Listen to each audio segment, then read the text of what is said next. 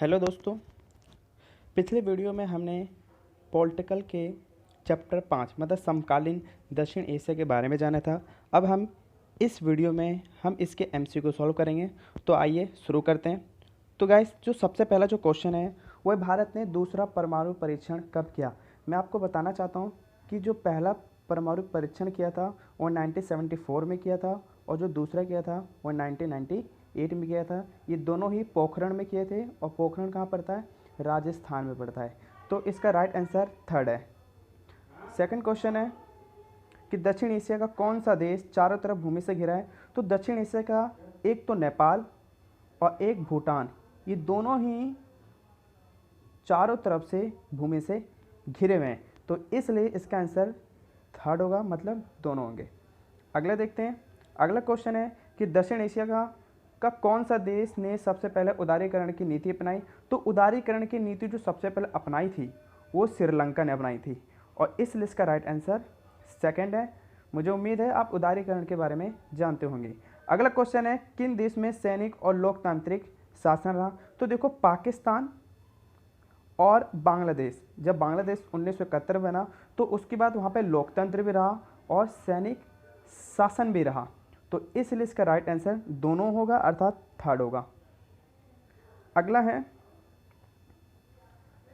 नेपाल में लोकतंत्र की बहाली कब हुई, मतलब लोकतंत्र की स्थापना कब हुई। मैं आपको बताना चाहता हूँ कि 2002 में वहाँ के जो राजा थे ज्ञानेंद्र, उन्होंने वहाँ की संसद को भंग कर दिया और राजतंत्र की स्थापना कर दी। लेकिन 2006 में व्यापक जन आंदोलन हुआ और फिर राजतंत्र को समाप्त किया गया और लोकतंत्र की स्थापना की गई थी नेपाल में। इस लिस्ट का राइट आंसर थर्ड है।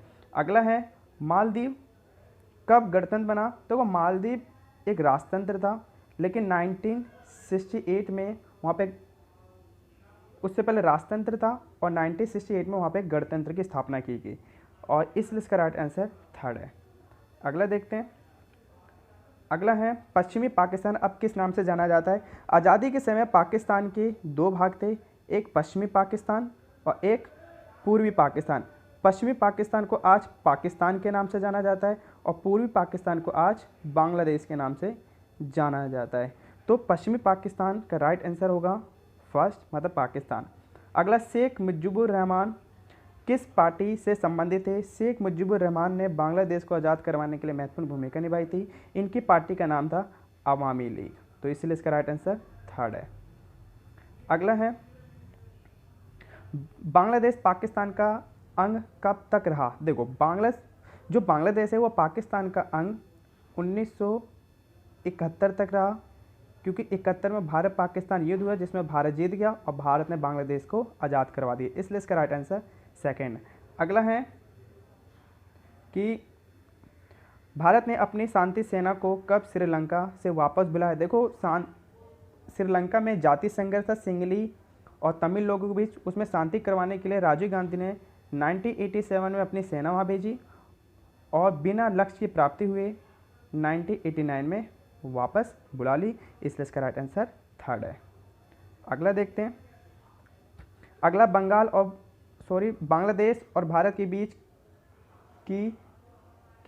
किन नदी को लेकर विवाद है। देखो, जो विवाद है वो गंगा नदी को भी लेकर विवाद है और ब्रह्मपुत्र नदी को भी लेकर विवाद है। इसलिए इसका राइट आंसर थर्ड है।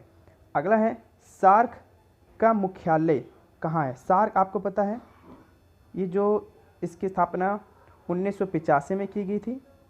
इसे दक्षेश के भी नाम से जाना जाता है और इसका जो मुख्यालय है वो काठमांडू मतलब नेपाल में है। इसलिए इसका राइट आंसर सेकेंड है।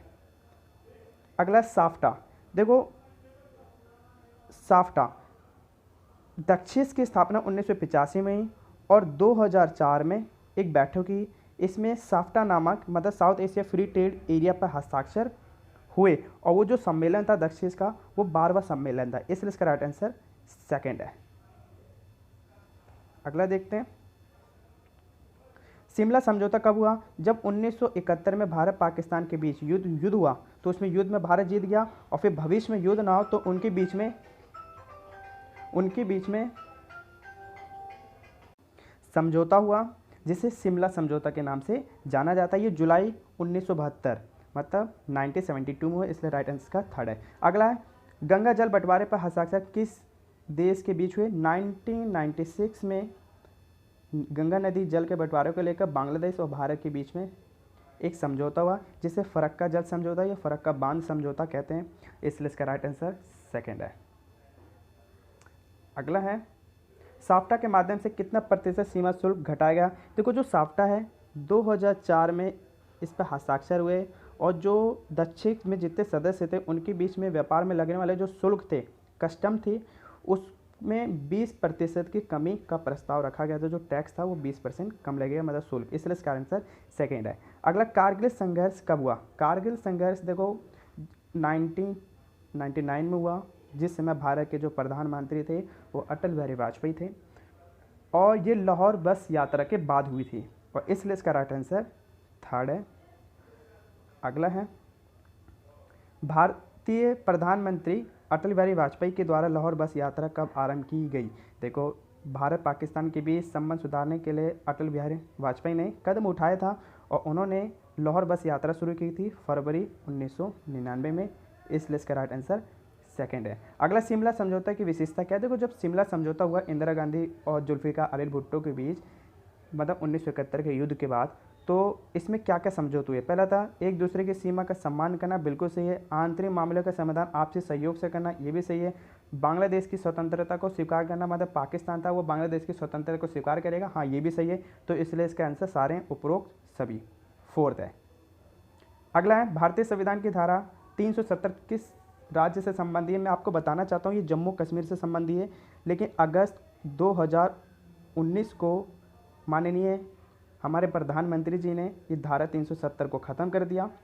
ठीक, तो अब कोई भी धारा 370 किसी भी राज्य में लागू नहीं है, लेकिन ये जो है ये जम्मू कश्मीर से संबंधित है, इसलिए इसका राइट आंसर थर्ड है।